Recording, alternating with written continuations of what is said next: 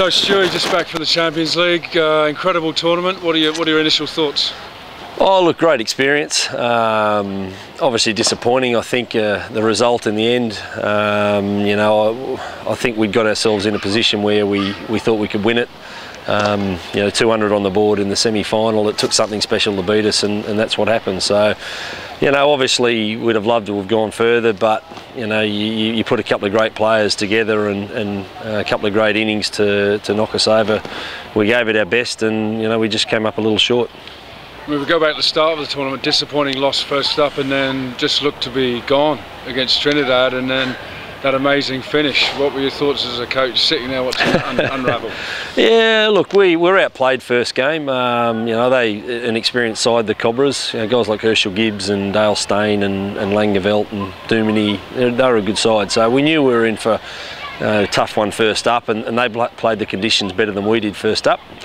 We learnt from that, and you know, we brought Stewie Clark in. We just felt the seamers with the pace off the ball was a better option for us. And yeah, to be fair, we got out of jail against Trinidad. They surprised a lot of sides. You know, they had a couple of unlucky losses first up, Mumbai and us, and then they won their last two. So they really you know, could have gone all the way, but yeah, look, in 2020 cricket, you've just got to hang in the contest, and you know, the game's never over. There's always, you know, lots of runs scored in those last couple of overs, and needing 17, you know, your money's most of the time on the fielding side. But you know, it was great to see Moe step up, and you know, we spoke about what we thought Rampur was going to do in that last over, and so Moe had a game plan to try and counter that, and it worked. And so we sent him in again for the super over, and Rampur did the same thing, and Moe did the same thing to him. So you know, it worked pretty well for us, and the boys were pretty happy after that, and that it was a real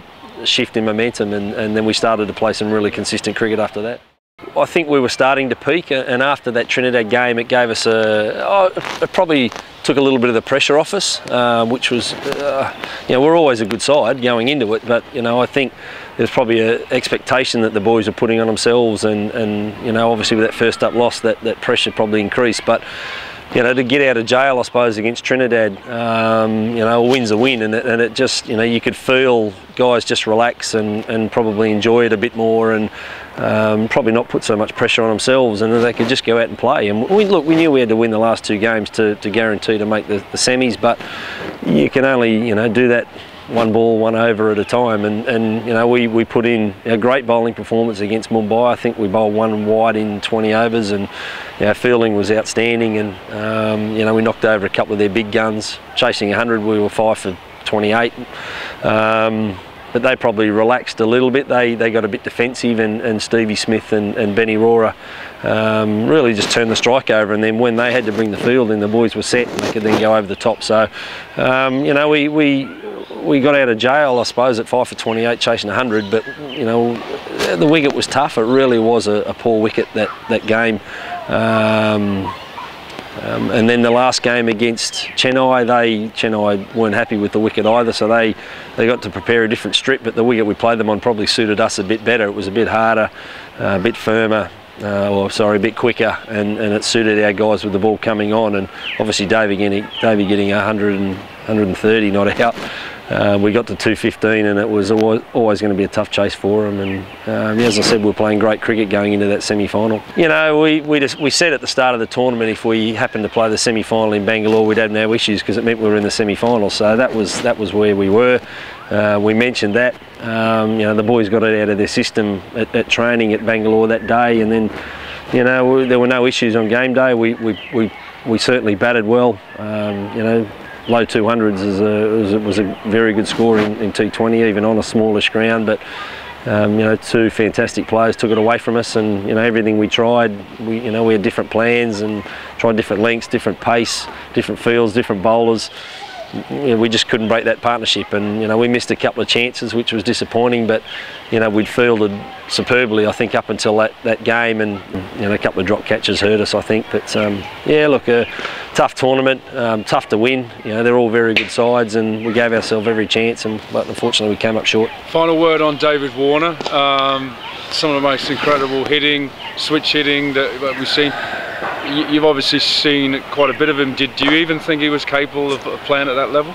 Oh look, Davey's been a prodigious talent, you know, for a long time, and you know, obviously played international cricket for Australia before he played first class domestic cricket here for New South Wales. So, you know, I think he's done remarkably well to probably change the perception of him as a player. You know, he probably could have been pigeonholed only as a T20 player, but now he's been picked in the Australian one-day side, squad.